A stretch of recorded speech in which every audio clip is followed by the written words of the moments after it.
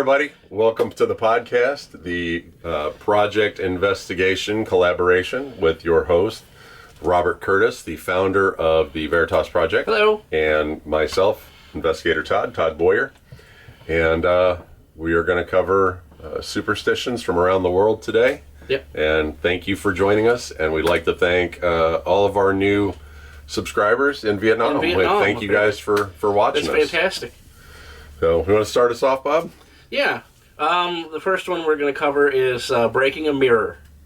You know, that's the bad luck. You get 7 years bad luck for breaking a mirror. So, different cultures have different versions of it, where they even will cover a mirror if someone has passed away, or if they're going to have. So they don't get trapped in the mirror, right? Yeah. So they don't get stuck in the house with the mirror. So right. Lots of weird superstitions around mirrors. I guess people were confused because you can see yourself reflected in it, and then the process of making a mirror has silver, involves silver, and there's always a superstition about silver. So now, do you know where the story of Bloody Mary comes from? No. Okay, so there's a phenomenon that happens that if you stare at yourself in a mirror for a long period of time, your brain can't process that and will start making your own figure start to look a little weird. So if you just start to stare at it for a long period of time, that's where that comes from. I just learned that about 2 months ago. Yeah, I was like, yeah, that was pretty neat. Well, I know people do scrying, where they have an obsidian mirror and they look into it and then, see the future and past and all kinds of things. I wonder if that has something to do with it. Probably. That makes good sense. So our next one is black cats, which is mostly Western countries. Yeah. Black cats cross your path. It's bad luck. They go along with witchcraft and all that kind of stuff. Yeah. And actually, black cats are the least adopted cats in America, simply because of superstition. That's crazy, huh? Poor cat. Just because it was born solid black. Yeah. So. And witches use them as familiars in their rituals, so that way it's like a link to the animal side. And then voodoo and hoodoo practitioners make what's called a black cat bone, where they kill a cat in a horrible fashion. Ugh. And then they use the bone in their rituals. So a lot of times you'll see in the South, in voodoo and hoodoo practitioners, they'll have a wind chime of bones, and if you ask them, they'll tell you they're chicken bones, but they're actually black cat bones. Wow, that's crazy.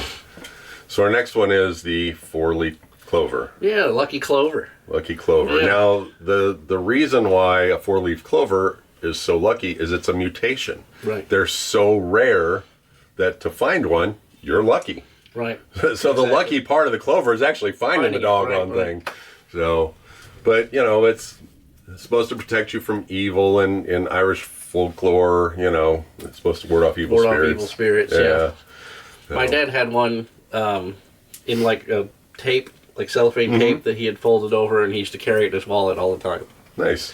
So, nice. Yeah. I've heard of people, just like that. They just kind of laminate it. Yeah. So that way it'll keep. So.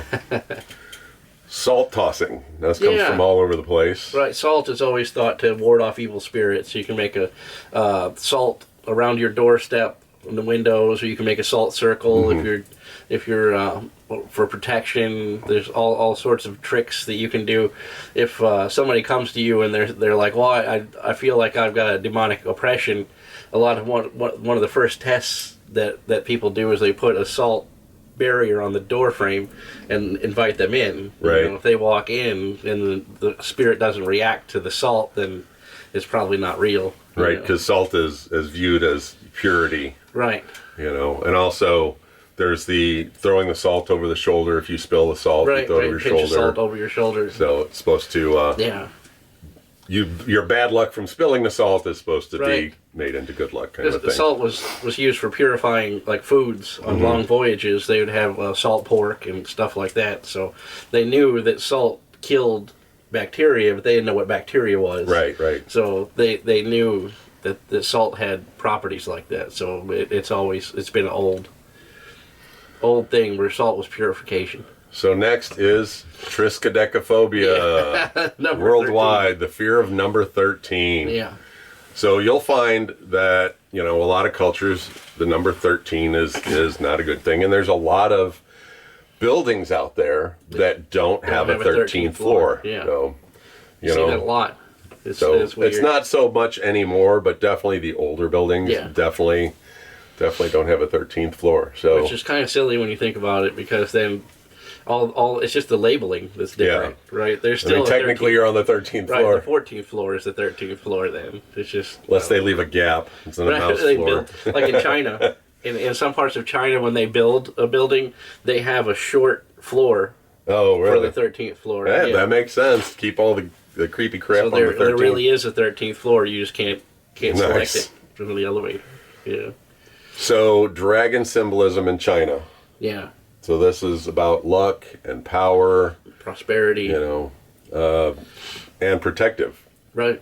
You know, they have the what do they call it? The Chinese lions, the statues of dragons that they put in front of entrances for protection.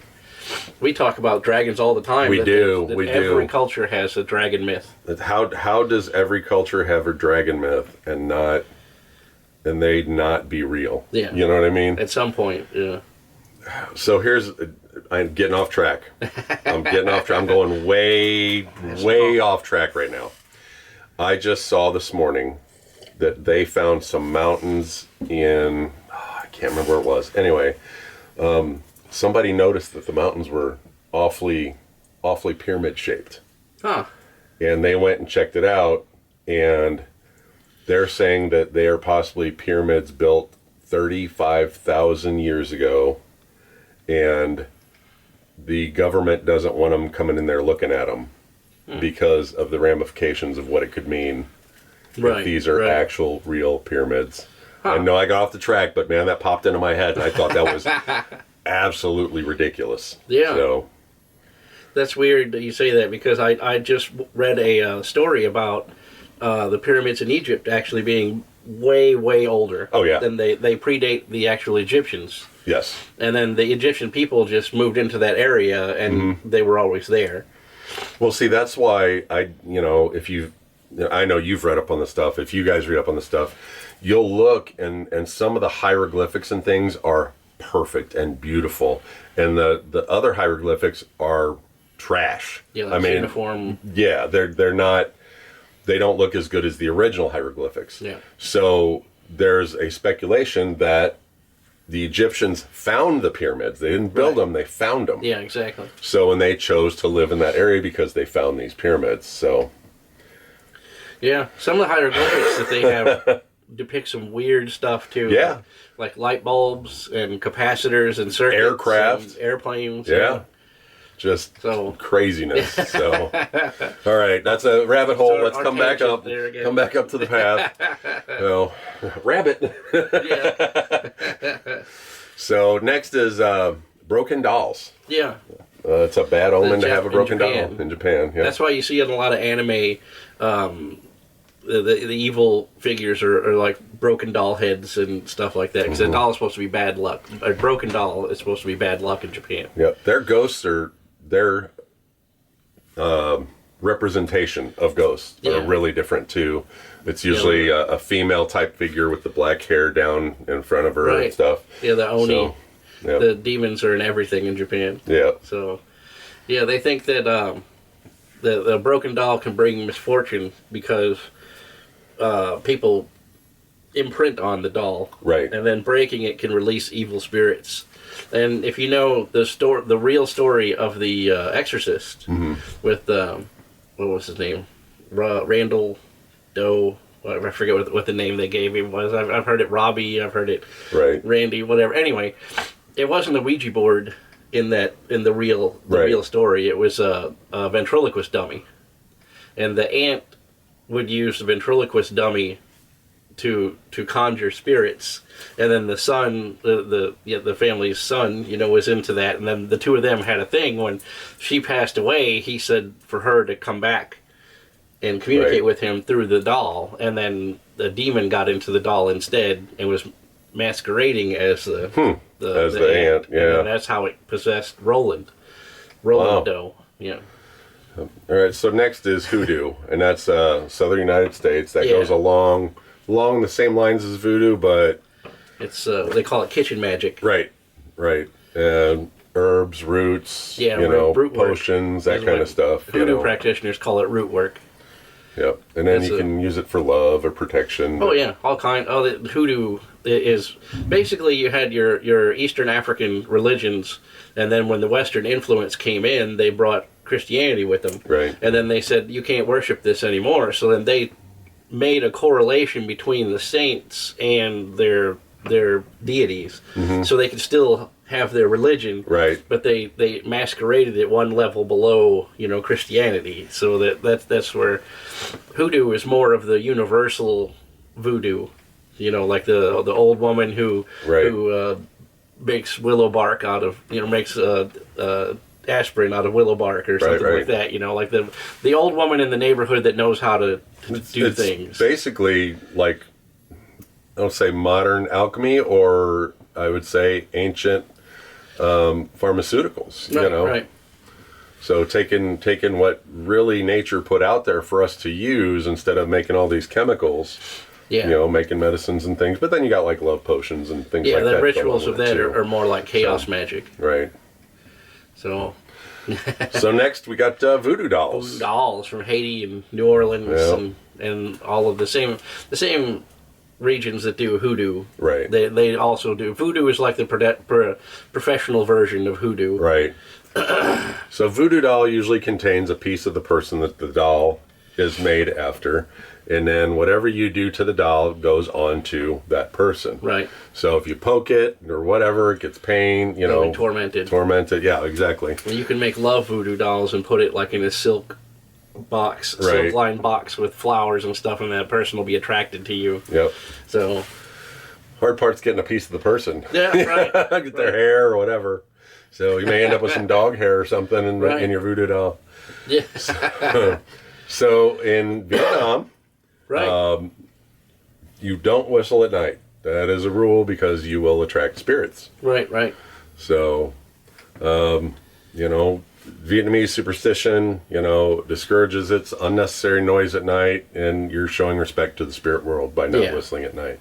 Yeah. So, and we know locally, because of the Appalachian backcountry, they have mythos of people will hear your name called from the woods, or a whistle and get your attention in the woods and try to trick you into going into the woods, and then you're never heard from again.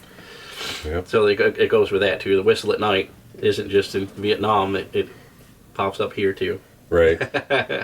Right. So now we have the evil eye, which is a protective talisman. Actually, belief in the evil eye centers around the idea that certain people can cause harm by looking at others with envy. Protective talismans like the Blue Nazar are used to ward off these negative energies. So those are from Mediterranean, Middle East, Mexico. Oh yeah, even parts of Italy and that area. You see, it's like a blue stone with a white stone on top of it, and then the dot for an eye, and they put them everywhere. Right. And so also in a lot of cultures, you never put your hand palm up, because that's a sign of the evil eye towards people. Yeah. So, the 5 is not this way, 5 is this way. Yeah. Right. So, so ringing in the ears, various cultures. Yeah, people think like when you have the ringing in your ear, somebody's talking about you. That's the thing. Somebody's always talking about me. Yeah, I know. That's a military thing. Military people. I was on the flight deck in my time in the military, around airplanes a lot. So my ears ring constantly, and sometimes I can't even go to sleep because it's so loud. Yeah. And that's not what they're talking about here. Right. What they're talking about here is that your ear suddenly starts ringing. I get that sometimes. And then, you think that someone's talking about you. Along with, I've got like a low level always going on. Yeah. Because I was in field artillery. Yeah. And I was dumb, and I was an ammo team chief, so I was outside the howitzer, and they were firing off these 155 rounds, a 98-pound projectile. How much force does it throw? To throw 98 pounds 10 miles. So the concussion wave from out of the end of the barrel, and then on top of the loud noise, I was stupid, young and dumb. Oh, yeah, always. Young and dumb. We used to wear these helmets. They call it cranial, and it has like the ear protection on it, and then you'd put like foamies on underneath of it. But during the course of your shift, the foamies would work their way out, and you can't Take fool your with helmet, it, right? Because there's constant noise, so then you end up just wearing the regular earphones, which don't help out a whole lot. That's the government for you. So we'll move on to number 13, Banshees, which is Irish folklore. Yeah. So they were believed to be harbingers of death. Yeah, right. So, bad luck. Somebody, you would see the screaming banshee out on the moors, and somebody's going to die. Right. Somebody's That's not good. Impending death. Right. Was their big symbol. So then from the Middle East and North Africa, we have Hamsa. Hamsa. Yeah, that's that symbol you see where the hand with the fingers bent over. It looks like with the eye in it. Well, the eye of evil. That's what I was saying about the palm forward. The hand of protection from the evil eye. If somebody's using the evil eye as to get influence on you, right, then the Hamsa is the protection from the evil eye. So it's like the counter evil eye. Right? That makes me think, I wonder if that's where Talk to the Hand came from. Yeah. Talk to the hand. So, in various cultures, you have moth superstitions. Right. And they're kind of all over the place. Some say they're spiritual messengers, or a symbol of transformation in your life. Yeah. So moths in your house are a good thing. Just catch their little butts and let them go back outside. Right. It says, it's transformation and rebirth. So if you see a moth annoying you in your house, it's a symbol that one of your loved ones is being reincarnated or coming back. Go. So that's a good happy thought there. Yeah, they're not really eating up all of your clothes in the closet. They're right. They're there to tell you your grandma's coming back. So we got karma. Karma. And that's Hinduism, Buddhism. Right. Basically, the energy you put out there comes back to you. Yeah, exactly. And that's actually a big thing in the Wiccan religion too. They don't call it karma, but whatever you put out there comes back threefold. Right. Or fivefold, depending. Yeah. On the way you look at it. So anything you put out into the universe comes back to you. That's why Bob and I talk a lot and joke a lot about the Matrix and all that kind of stuff. Yeah. But a lot of times we say that believing is seeing when it comes to the paranormal, but it also has to do with reality. If you believe something hard enough, it may swing into reality. Right. So whatever energy you're putting out into, the the urban legend becomes real, like the Candyman type thing. If enough people believe it, then it becomes a reality. Not just that, but if you believe you're gonna win at stumping, you know what I mean? Oh yeah. Like that eventually it comes true. That's the whole theory behind the visualization of your goals. And live like those goals have already come true, and they will come true. Yeah, there was a basketball coach in the 70s who did an experiment. I know what you're talking about. I do. The one team practiced every day. Free throws. Right, practiced constantly doing free throws all the time. And then the other team never practiced. They just sat in a circle and imagined shooting free throws. Shooting free throws in their mind. And then when the two teams came up to practice free throws, the people who sat in a circle and visualized making the free throw over and over again actually shot better than the people that practiced all the time. Yeah, I heard that story a long time ago. That was visualization. An awesome story. Visualization. Manifestation. That's the word I was looking for. I couldn't come up with that. That's like you last week when you couldn't think of megapixel. Right. But you had that other word right on the tip of your brain. Right. It's weird how that works. Yep. You want to try to pronounce that one? La Llorona. Nope. The weeping woman of the lake in Mexico. They believe in La Llorona. Is basically a woman took her children. She had postpartum depression, or she was in a bad place, or whatever. Took her children down to the lake, or some places it was a river, depending, because it's a big myth, and drowned her children. And then once she realized what she had done, then she had drowned herself. And they believe that she'll trick children into coming to the lake, or sometimes if you leave a child unattended, then she'll pull them into the water and drown them. That's her thing.